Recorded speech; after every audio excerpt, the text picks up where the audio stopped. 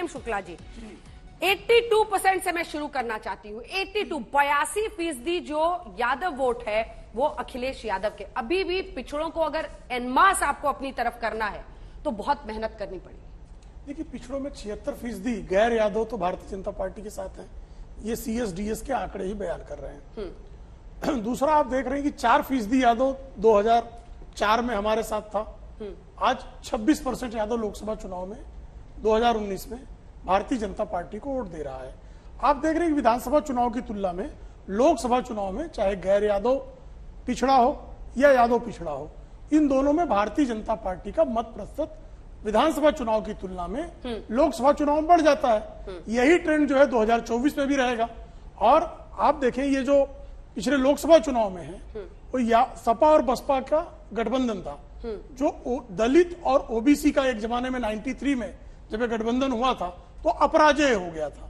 लेकिन नरेंद्र मोदी जी के चमत्कारिक नेतृत्व के कारण 2019 में इनके गठबंधन के बाद भी अगर भारतीय जनता पार्टी 50% से अधिक मत प्रतिशत टोटल प्राप्त करती है, ये स्पष्ट संकेत है कि सबका साथ, सबका विकास, सबका विश्वास, सबका प्रयास हमारा जो मंत्र है वो जनता को स्वीकार है। ठीक है, घनश्याम जी आपसे पहले रिएक्शन, फिर रोहन जी से। वो कह रहे हैं कि प्रधानमंत्री नरेंद्र मोदी का चमत्कारिक नेतृत्व जिसकी वजह से सेंध इन्होंने इस क्षेत्र में भी मार दिया, और एक सच्चाई है, अर्बन अगली जातियां यही सिर्फ है बीजेपी। वो मिथ इन आंकड़ों के नजरिए से टूटता हुआ दिखाई दे रहा है। घनश्याम, नमस्कार अंजना जी, आपको, दर्शकों को और को पैनलिस्ट को सभी को नववर्ष की हार्दिक शुभकामनाएं।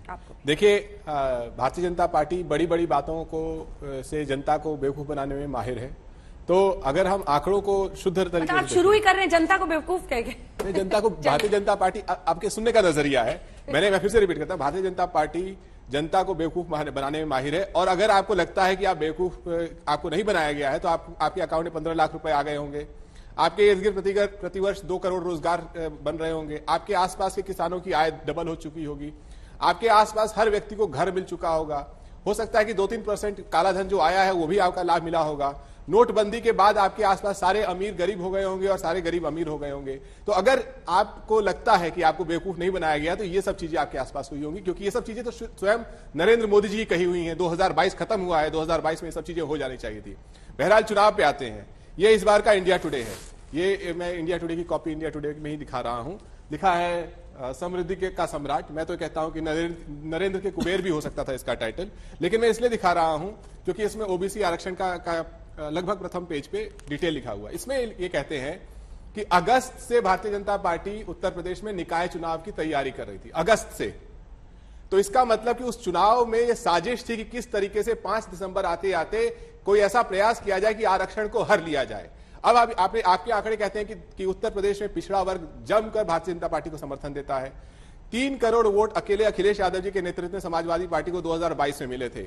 इसके बावजूद, इन आंकड़ों के बावजूद, भारतीय जनता पार्टी ने लगभग 125 सवर्णों को अपने विधायक के टिकट दिए।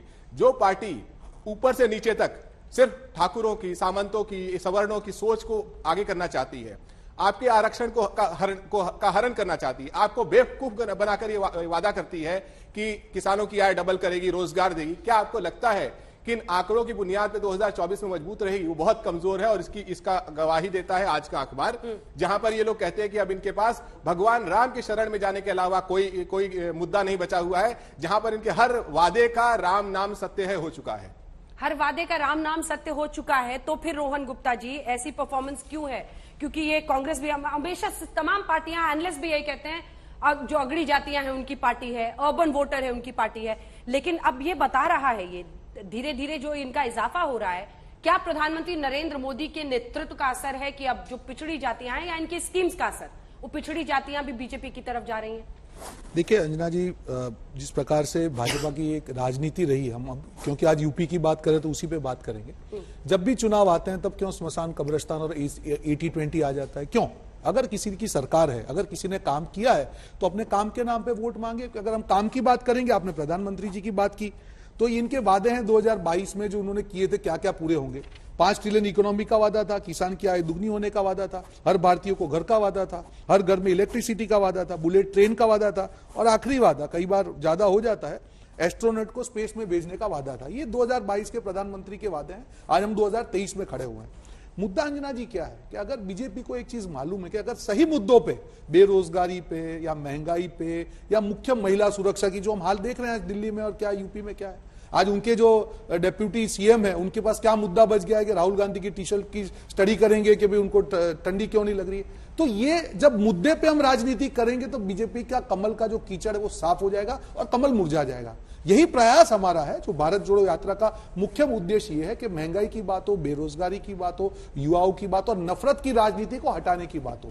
मुद्दे जनता के हैं, जो भी सरकार हो, मैं बोल रहा हूं अगर कांग्रेस की सरकार काम नहीं करती तो उसकी भी जवाबदेही है। आप 5 साल में अगर चुन के आते हैं, जिस वादों पे चुन के आते हैं, आप जनता को अपना अकाउंट दिखाइए, अपना रिपोर्ट कार्ड दिखाइए और फिर जनता को तय करना चाहिए कि उन मुद्दों पर काम नहीं किया तो उसको वोट ना दे। हमारा प्रयास यही है कि उसी मुद्दे पर जनता का ध्यान, कि जिससे डिवाइड एंड रूल की जो भाजपा की नीति है वहां से अगर ध्यान हटेगा तो मुझे विश्वास है कि नए साल में जनता के मुद्दों पर चर्चा होगी और जनता के मुद्दे पर चुनाव होगा और जनता के मुद्दों पर चुनाव जीता जाएगा। ठीक है।